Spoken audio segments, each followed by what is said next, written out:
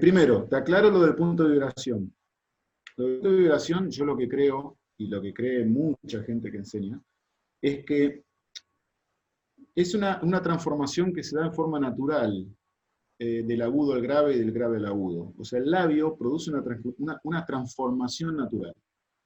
Si yo voy a manipular esa transformación, metiendo la cabeza ahí, concientizando el movimiento del labio, que cierro, abro, y empiezo a manipular, a querer meter mi cabeza, mi conciencia a lo que está sucediendo en el punto de vibración, corro el peligro de generar un bloqueo fenomenal. O sea, es una cosa que yo, si bien yo trabajo mucho zumbido, mucho el desarrollo del centro de vibración, a la hora de tocar no puedo estar pensando en eso porque puede generar un bloqueo o meter la cabeza donde no hay que meterla. Eso hay que dejar que funcione en forma natural y en forma normal. Lo que sí puedo trabajar es lo que ocurre dentro de la boca. Lo que ocurre dentro de la boca, ya que la posición de la lengua, cómo digamos, el armado de la boca para poder tocar. Por eso la vocal no solamente ayuda a posicionar la lengua, sino a darle la cara a la boca necesaria para darle el color al sonido. Si yo trabajo con una A o con una O, probablemente no me genere un cambio muy profundo en el movimiento de la lengua, pero sí me va a dar mayor cavidad dentro de la boca, por lo cual me va a generar mayor resonancia en el sonido, ¿sí? Entonces, ¿qué ocurre? Cuando yo muevo la estructura de la mandíbula porque estoy vocalizando, porque estoy utilizando una determinada vocal, eso se va a ver reflejado en la musculatura de la bocadura. Entonces, probablemente haya un pequeño reacomodo, el llamado quiebre, por ejemplo, en los instrumentos como el corno. La trompeta no tanto, porque la trompeta puede llegar al grave sin producir un quiebre, porque es como que la trompeta para el cornista es como si nosotros tocáramos del registro medio hacia el agudo. Entonces hay un nivel de estabilidad en bocadura muy interesante en la trompeta en ese sentido. Sí, a nosotros nos hace claro, mucho enfoque en no mover, y yo veo que los cornistas exacto. mueven Sí, pero lo que muchísimo, pasa es que porque nosotros más tenemos grande el 4 registro. octavas. Tenemos Exacto, cuatro octavas y con casi 5. Entonces exacto. hay un punto en el cual vos no podés ir a todo el registro con exactamente la misma embocadura, porque es antinatural, porque no se puede. Entonces, lo que se hace es buscar cuál es tu punto. Esa es mi técnica, y la técnica de muchos. Después está el que predica de no mover. Una cosa es predicarlo y otra cosa es hacerlo. Yo quiero verlo eso. O sea, yo quiero ver a una persona que toca con la misma embocadura 4 octavas. No existe, yo no la he visto al día de hoy. ¿Sí? Bien. Estamos hablando de bien, no estamos hablando de que salgan las notas, ¿sí? Estamos hablando de bien. Por lo general, sufre el grave, ¿sí? El grave necesita como un reacomodo para poder lograr la plenitud del sonido del registro grave. Estoy hablando del corno y probablemente del trombón. No sé, la tuba no creo y la trompeta no creo, pero en el caso del trombón, hay como un trabajo, ¿sí? que hay que hacer. Ese punto de quiebre es reflejo de lo que vos estás haciendo interno en la boca. Si no hay modificación interna, externa no podés hacer nada. No se trata de bajar el tono, no se trata de ir el labio, no se trata de morder el labio cuando voy al agudo, no se trata de eso. Se trata de modificar lo que está dentro de la boca y que después se ve reflejado en el labio y en la parte externa. Si yo estoy tocando, por ejemplo, flexibilidad en un registro cómodo,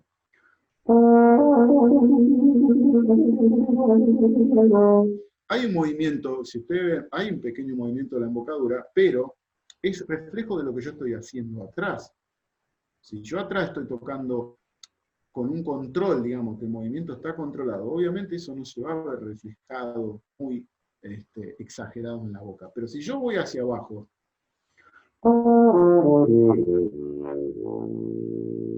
hoy necesito elaborar otra altura que a mí me permita acceder a esa cuarta octava. Si no, directamente no voy a acceder. Estoy hablando en el grave. En el agudo también se supone que puede llegar a haber una pequeña modificación o un pequeño quiebre. Muy sutil, pero eso es una búsqueda muy personal. Eso no se puede enseñar porque es un escándalo si se enseña eso. Imagínense que empezamos a hablar de cerrar el labio después de tal o cual nota. No. Eso directamente hay una parte de búsqueda personal en eso que cada uno después lo termina encontrando. Así que no hay que volverse loco con eso. Bueno, el mecanismo de estudio va cambiando con los años. ¿Por qué? Porque uno va cambiando de etapa. Por ejemplo, cuando hay una cosa que yo he visto en muchos masterclass, que muchos se equivocan o se confunden con lo siguiente, le preguntan, qué sé yo, al solista de violín, bueno, ¿usted qué hace para estudiar? ¿Qué toca? ¿Qué estudia? Y él dice lo que hace, entonces salen todos, van a la casa y dicen, al final no era tanto lo que había que estudiar, ya con hacer esto ya está. Bueno, eso es un error muy importante. ¿Por qué? Porque eso responde a una etapa de la persona profesional, ¿sí? Yo creo que hay una primera etapa donde uno comienza a adquirir la técnica. Cuando uno está en proceso de adquirir la técnica, nadie escapa de ir progresivamente hacia una cantidad de horas de estudio. Eso es inevitable. ¿Por qué?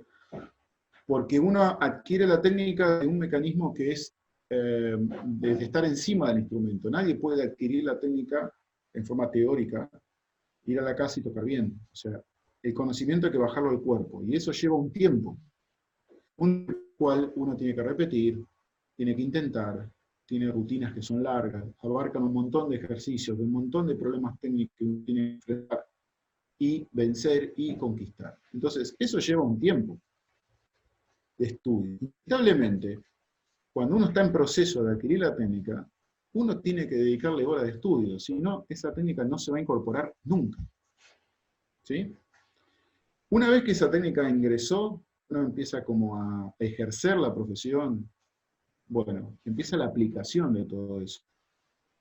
Y uno empieza a hacer un equilibrio entre la cantidad de horas de estudio con la cantidad de horas que uno pasa tocando, ¿sí? Porque ya ahí hay otro factor, ¿no? O sea, el factor más profesional. Por eso el profesionalismo temprano atenta contra el crecimiento.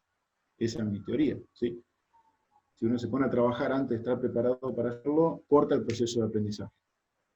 Técnico hablo, ¿no? De crecimiento de orden.